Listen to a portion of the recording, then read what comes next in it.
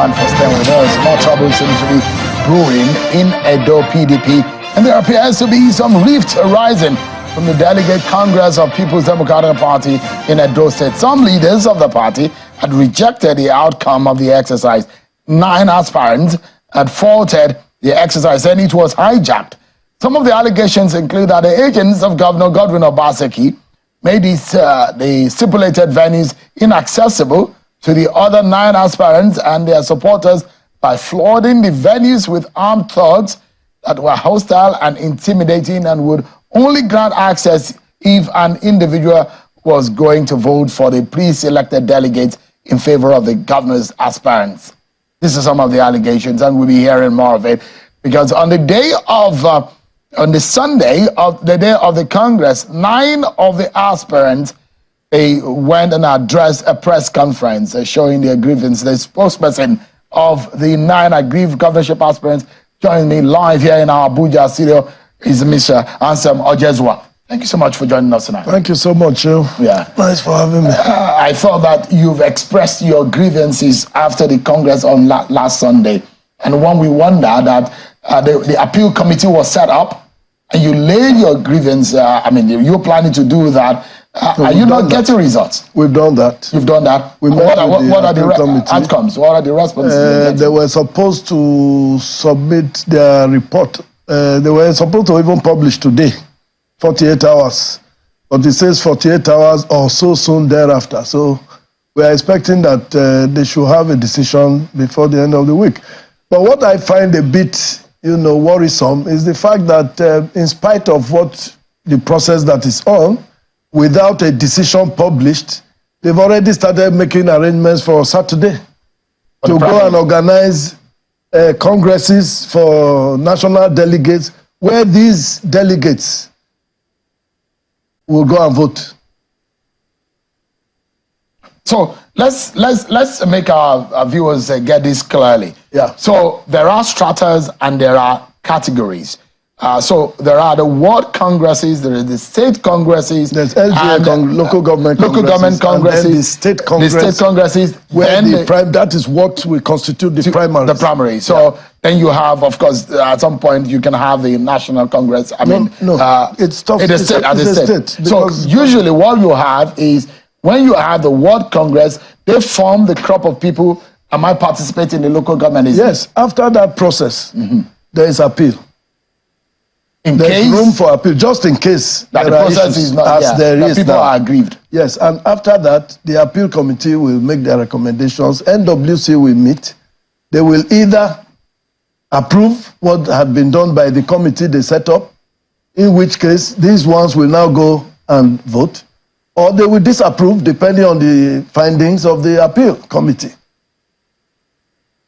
So if the NWC does not make a decision, what now qualifies these ones from going there? Is it not deepening the irregularity? So I just wanted a lot of people who are not very clear about the workings of how it works. Political structure. So the delegates in the ward form the collegiate. All the members of the party at the ward level who have their names registered in the ward register, not necessarily waving cards.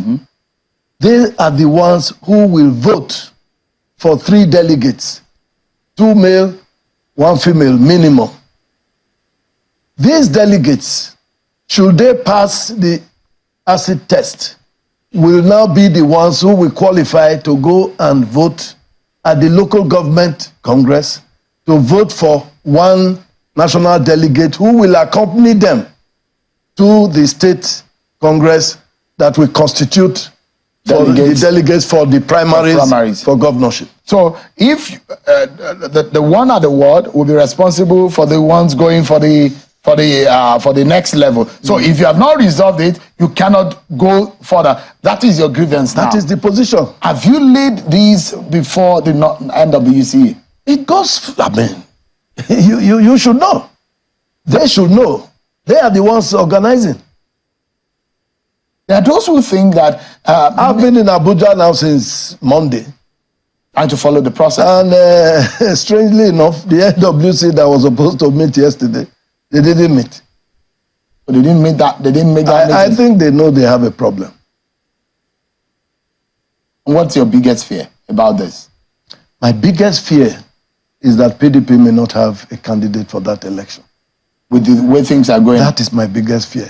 And what worries me is the impunity and arrogance really being exhibited on the side of those who are supposed to organize and even those who are perpetrating this evil.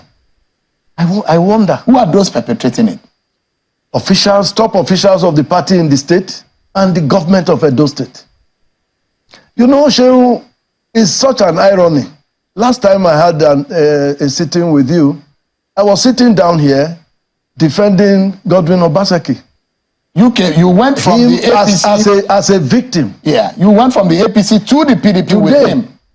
Today, I am his victim. Is that not an irony? How come you disagree with the man whom you stood with in times of trouble? I don't know if I'm the one who disagreed with him or if he's the one who disagreed with me. Did you consult him that you had intention to run for governor? Of course I did. And what was his response? He seemed quite receptive. He even gave advice on how I should proceed. At a point, he made promises on how he was going to support. So, where did things now go south? I don't know. It's a question he will answer someday. So, but you, have you seen him face to face since you now start to realize that he may not be supporting you? Yeah, I've seen him on a number of occasions. But have you been able to have a conversation with him? I have not really bothered about that. Are you worried? Are you surprised that he's not backing you? Do you know the reasons why he may not be backing you? I'm surprised, somewhat. I am surprised, but it's the way of the world. That's human nature for you. Why would you think that he has chosen preferred someone over and above you? Well, I don't know, but that's his own prerogative. He's entitled to it. Because in all of this is the fact that a man has his right as a citizen of the country to support whomever he wants to support. Yes. And you may not be able to hold him against his wish of supporting someone else. No. Because I'm wondering what sense gives you that feeling that he must support you. I didn't say so. That's why I'm not quarreling. You feel surprised that he wasn't supporting I'm surprised, but I'm not, I'm just surprised. You feel aggrieved about it though? Well, I'm quite honestly, if he had behaved in a manner that suggests responsibility on the part of arising from the office he holds, because as governor of the state, he's the leader of the party. He cannot be seen to be leaning one way. So, in most cases, you find that there are sometimes you have governors indicating, but they do it in a manner that the rest of them don't feel, pushed away. Look at the way this Congress was conducted. In spite of our investment, some of us are not, it's not as if we are very rich. That's why we decided to come forward. It's something that has to do about passion. Now, with all of that, for us to be sidelined completely from a process we have invested in, an event that was designed for us, I think that's going a little bit too far. He never suffered that. Do you regret supporting him against the likes of Comrade Oshiomhole, whom you were with? I wouldn't say I regret, because I did it out of my own conviction, in defense of my own principles. If the situation arises again, I'll do it again. So I didn't really do it because of him. And perhaps that is what makes it easier for me to accept, what is going on now. With the benefit of hindsight, what do you think you probably shouldn't have done in the process of supporting Godwin Obaseki? Which now it's backfired, isn't it? I would rather reserve my comments on that. It's not going to be palatable if I were to speak on it. Why not? Why don't you want to speak about it? It's personal to me. It's personal, okay. Yeah. Since it's personal, so we'll leave it. Yes. But let me take you up on those who imagine. I've spoken with Mr. Anthony as Egbemi who feels that some of you are bad losers. I mean, you see that the handwriting, that some people have done a homework and done a hard work, and you see that you're losing out, and this is a political strategy that is that they put into all of these, and yet you just agree because you're not up to par with the game that is being played in the party. You see, in making that comment, I think Egbemi exposed himself. He is the real culprit because he was the one who actually organized that event. He said he wasn't part of it. So he told you that, but he also went and gave you graphic details on how it was organized. Now, if you put that together with the fact that the guy who was supposed to come and organize that event came the following day at noon, and at this time, the event itself was almost concluded. So who sent those people out the day before? Now, you asked him about meeting with the stakeholders, and you could hear him struggling to, telling you it was not against the law, the constitution doesn't, But he denied the fact that Egbemi himself. I mean, your group were claiming that you had a meeting, an understanding. No, we had a meeting with the National Working Committee on the day we protested the list of venues. This thing started long ago. It's a plot. It's a plot. They were just playing a script. And we were vigilant. And so at every stage, we engaged them. When they published the list of venues, the following day we wrote to the acting national chairman. We met with the national organizing secretary. He promised he was going to do something. He didn't. We persisted. And the National Working Committee had to now make a pronouncement on it, that these venues must be in public places, recognized by INEC, not in private houses. It's never been done. Egbemi himself has contested the election in the past. He was in the House of Representatives, I think twice. Even this state chairman he contested in the Congress. Is there any of those times that he has contested that a stakeholders meeting did not precede the commencement of a Congress? If you don't have a stakeholders meeting, how do you establish transparency? How do you now establish inclusiveness? But it's not a legally binding process. It's supposed to be a process that is conventional, but it's not in the constitution of your party. Legally, in fact, what it is is superior to the constitution of the party. Is there any place they in call the party? It natural justice. Even INEC. Principles of natural justice. Oh yes. You are inferring from that. Equity and good conscience. Even INEC.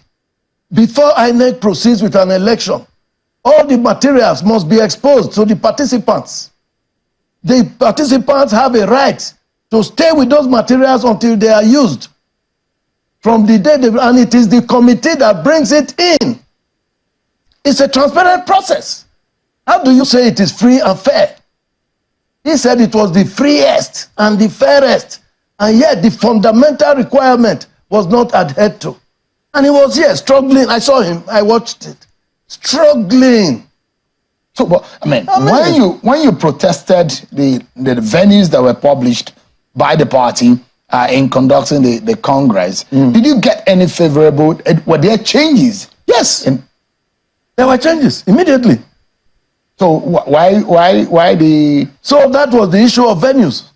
Then we agreed with the National Working Committee that all those who were going to superintend, the process, must come from outside the state, because we were afraid that Egbemi and the governor were going to pollute the atmosphere. But you heard what Egbemi's defense was. Just let me go on, please. Now, when they published the list, all these resources we are getting from the internet. There is not as if there were any formal communication with us as participants, as aspirants. We are the major stakeholders. These things are being done because of us, and yet there is no formal communication, not from Egbemi, not from the National Organizing Secretary. Now, we saw a number of lists of people who were going to officiate in the process. And then we started seeing names of very prominent functionaries of government playing critical role of supervising local governments, like the Speaker of Edo State House of Assembly, Blessing Agbebako. He was made to go and supervise his local government. The boy in my local government is the advisor to the local government council, special advisors to the governor. You know, all kinds of government officials. Are they members of the party? They are members of the party. Is it a crime to have members of the party? No, it's not a crime. But for this purpose, we have an agreement. It's not limited to Edo. They did it in Osun. They did it in Kogi. They've done it in several other states where there are issues of confidence. You want to acquire trust. You must do it. They are members of the parties coming from other places. And they actually told us that's what they were going to do. And so when we noticed this, at the material time, Governor Seyi Makinde was supposed to be the chairman of the... We wrote to him. We wrote to him and we expressed specifically about, first of all, conflicting lists. There were 2 lists flying around of World Congress electoral officers. Then there was another list of monitoring team. It is this monitoring team that was replete with all kinds of people to go and supervise strangers. And we said, no, it shouldn't be. So, the following day, which was supposed to be the first day, Saturday, 3rd of February, we got to understand that Governor Seyi Makinde had declined. But in his letter communicating his decision, he also drew attention to the anomaly, and he expressed serious concerns. That letter is in the internet. I'm sure you may have seen it. But they ignored it. What is even worse? The materials came to Benin even before the committee. So you think that this whole process has been manipulated? What is where we use the word hijack? It was manipulated because they acted in collusion, must have been with the National Organizing Secretary. Is it fair? Perhaps. Is it fair to point the accusing finger against the governor if you don't have evidence? Anything that happens in government house, the governor has to take responsibility. Do you think that this were happening in government house? You see, when the chairman of the committee eventually came, is the governor of Enugu State. He was in a place, the governor's official residence is called the Gold Mine, even though that's not where he lives. That's where he was. And that's where we were told the committee was. Now, you see, when people are doing things, well, you know, constituting mischief, they don't know when they overdo it. Do you know that all the results that should have been filled at the wards by those who allegedly, you know, conducted this exercise, none of those result sheets went to the field. They were filled in Benin and signed by Governor Peter Mba and one Pascal Adigwe. Each of them, as if each of them, 2 of them, conducted the exercise across the state. So they were pre-filled results. Thank you, sir. Similar to the allegations that we are finding. Yes, and how did we find out? Because, you know, we were not exposed to anything. We were not invited. We were not allowed to participate at all. It was when we were with the appeal committee pursuing our appeal in a bid to show us that this exercise was actually conducted. They brought these things out to show us proof. Looking at it, we showed them. Mr. Let me go further. Yeah. Because we need to wrap up now. As at today, I want to know. As at today, when we now publish, because we knew that people who do mischief, as soon as we exposed that, they started going to go and start refilling forms. So we sent out these things on the net. Today now, they started bringing out another version. Because we need to go now. Which now brings it, it is now introducing, we started with irregularities, we went to illegality, we are now going to criminality. With the way things everything they have will now be subjected to forensic analysis. Let me get your final word. People must be held accountable. We need to go in 20 seconds. What is your next line of action? 20 seconds. We're waiting for the NWC. Whatever decision they take will determine our action. But I can tell you, everybody involved in this, we will unfold them. We are determined. This will be the end of this sort of fraudulent act by party officials in Nigeria. Mr. Anslem Ojezua, one of the frontline governorship aspirants in Edo PDP. Thank you so much indeed for coming tonight on the program.